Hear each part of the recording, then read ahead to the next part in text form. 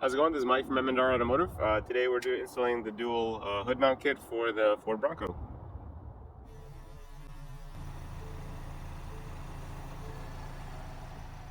The first thing we're going to do to install these pods on this Bronco is remove the accessory ready bolts.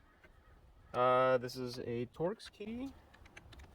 We're going to remove these bolts. We're going to slide our bracket through from the light, and we're going to reinstall the same bolt. Makes the installation very simple.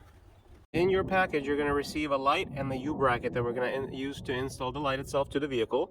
It also comes with 4 bolts that secures the U-bracket onto the light like this. We're going to go ahead and install the U-bracket first, and then you'll see how I put those bolts in to secure the light.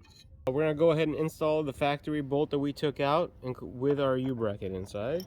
First, I like to thread it with my fingers so that way there's no cross-threading.